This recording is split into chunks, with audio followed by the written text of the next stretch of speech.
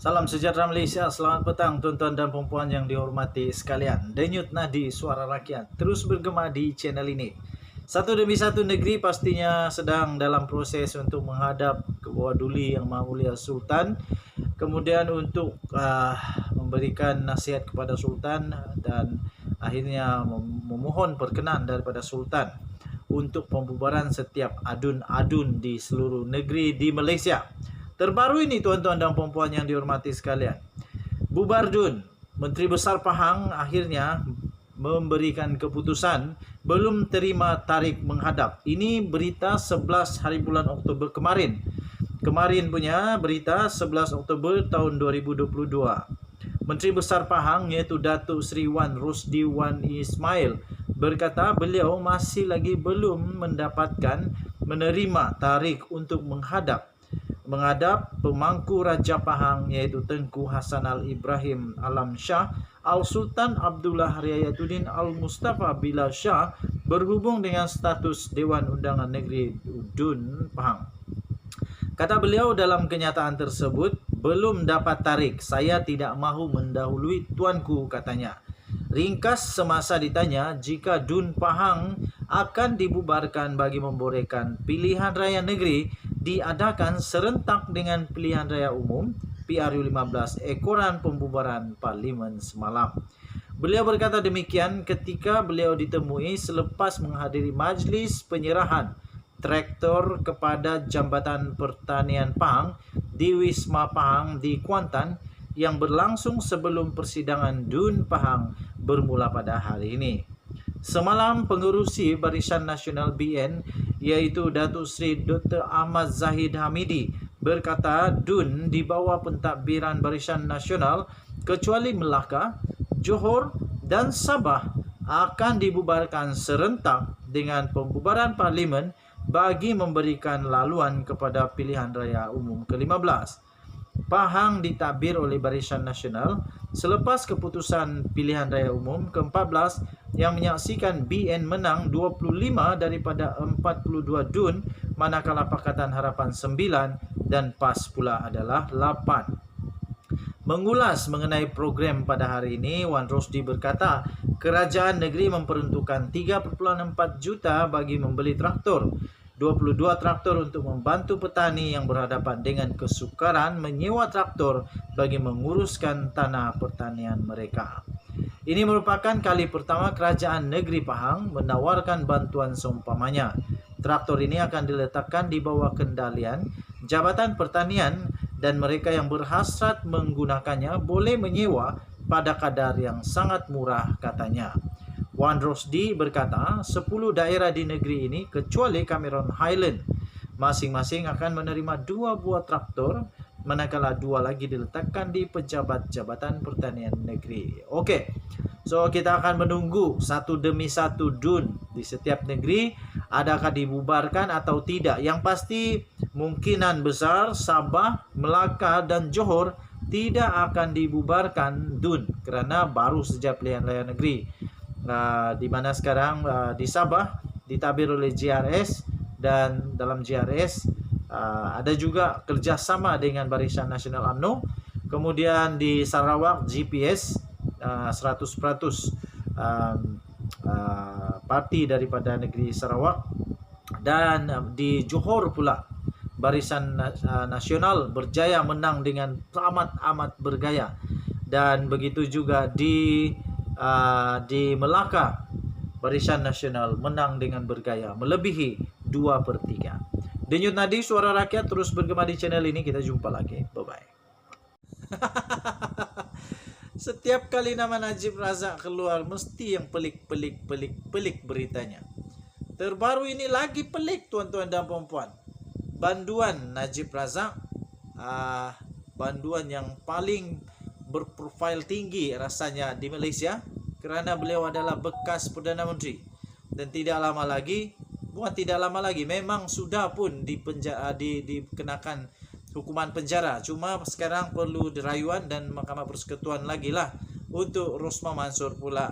Isteri beliau pun mungkin akan masuk penjara. Memang sudah dijatuhkan hukuman penjara, tetapi berharap kepada Mahkamah Rayuan dan Mahkamah Persekutuan.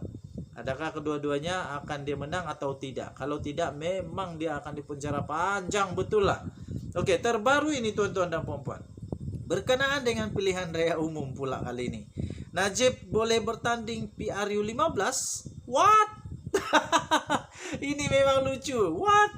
Aduh, tolonglah. Janganlah, jangan. Saya terus terang jangan. Kenapa jangan? Janganlah rusakkan negara Malaysia dengan banduan pula tiba-tiba bertanding PRU 15. Tapi apapun kita baca dulu berita inilah. Persoalan berbangkit di Mahkamah Tinggi pada hari ini, yaitu sama ada bekas Perdana Menteri Datuk Seri Najib Tun Razak yang sedang menjalani hukuman penjara dibenarkan menjadi calon pilihan raya umum ke-15 atau sebaliknya. Ia berdasarkan keputusan permohonan semakan kehakiman bagi mencabar keputusan jabatan penjara tidak membenarkan Najib menghadiri persidangan Dewan Rakyat yang mungkin memberi kesan langsung kepada peluang Najib bertanding pada PRU 15. Aduh. Peguam Najib iaitu Tan Sri Muhammad Syafiee Abdullah berkata perkara itu penting kerana bekas Perdana Menteri itu mempunyai hak mengikut perkara 48 Perlembagaan Persekutuan. Oh begitu. Tak apalah. Kalau mahkamah benarkan, okeylah, benarkan je lah. Undilah Najib. Oh, nanti gambar dia gambar banduan pula. Susah juga. Najib mempunyai hak hadir ke parlimen. Peruntukan undang-undang memberi hak kepada banduan untuk ditemani dan hadir ke parlimen. Namun laporan mengatakan parlimen dibubarkan.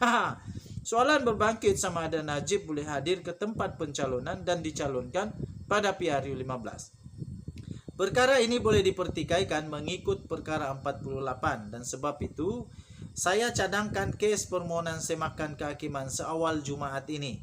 Katanya pada pengurusan kes itu di hadapan hakim yaitu Datuk Ahmad Kamal Mad Syahid. Terdahulu Peguam Persekutuan M. Kogila Bigai yang mewakili Jabatan Peguam Negara AGC memohon tarikh pendengaran kes itu ditetapkan sekurang-kurangnya seminggu dari hari ini. Ia berikutan AGC memerlukan masa untuk meneliti permohonan difailkan oleh bekas Perdana Menteri itu. Katanya sekiranya terdapat bantahan berhubung permohonan, pihak kami akan memaklumkan kepada mahkamah katanya. Mahkamah kemudian memutuskan pada 19 Oktober untuk pendengaran kes berkenaan. Menerusi notis permohonan semakan kehakiman itu, Najib yang bertindak sebagai pemohon menamakan Kerajaan Malaysia, Menteri Dalam Negeri dan Komisioner Jeneral Jabatan Penjara sebagai responden. Bekas ahli Parlimen Pekan itu, sekarang sudah bekas lah, sebab sudah bubar kan. Bekas ahli Parlimen Pekan itu memohon antaranya perintah certiorari yaitu untuk mengenepikan keputusan Komisioner Jeneral Penjara yang tidak membenarkannya mendapatkan akses kepada pegawai atau pembantu bagi tujuan menjalankan kerja di kawasan parlimennya. Najib juga memohon perintah yang sama untuk mengenepikan keputusan Komisioner Jeneral Penjara yang tidak membenarkannya hadir pada persidangan Dewan Rakyat. Turut dimohon perintah mandamus supaya responden mengambil semua langkah perlu untuk membenarkannya menghadiri sidang Dewan Rakyat pada tarikh yang sudah ditetapkan dan relief. Perintah dan serta lain-lain arahan yang difikirkan wajar oleh mahkamah. Dalam afidavit sokongannya, Najib berkata Menteri Dalam Negeri dan Komisioner Jeneral Penjara melalui penjara Kajang pada 28 September lalu menyampaikan keputusan menolak permohonannya untuk menghadiri sidang parlimen atas alasan keselamatan. Tidak berpuas hati dengan keputusan itu, Najib mengemukakan rayuan kepada Menteri Dalam Negeri pada 30 September lalu dan oleh kerana sidang bermula pada 3 Oktober lalu, beliau memohon supaya keputusan dipercepatkan. Oleh kerana tiada seberang jawapan, Najib memfailkan permohonan kebenaran semakan kehakiman. Katanya berdasarkan perkara 59 Perlembagaan Persekutuan, beliau mempunyai kewajipan dari segi perlembagaan untuk melaksanakan tugas dengan efektif sebagai ahli Parlimen Pekan. Okey. Kalau tidak ikut undang-undang, saya tidak setuju Najib Razak banduan ini jadi wakil rakyat. Saya tidak setuju. Tapi kalau ada dalam perlembagaan ada undang-undang mengatakan sedemikian, kamu uruslah cepat-cepat, kasih manang dia supaya dia boleh bertanding. Kalau ada undang-undang dan dia memang ada hak untuk bertanding dan tidak menyalahi undang-undang Malaysia serta perlembagaan Malaysia, kamu uruslah dia supaya dia boleh bertanding.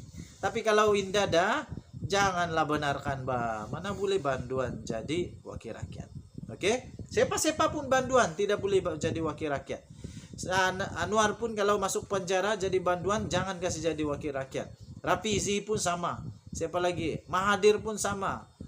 Mat Sabu pun sama. Lim Guan Eng pun sama. Siapa saja yang sudah jadi Banduan, saya tidak setuju kalau jadi ahli Dewan Rakyat. Kecuali ada undang-undang yang mengatakan mereka boleh. Denyut Nadi Suara Rakyat bergema di channel ini. Kita jumpa lagi. Bye-bye.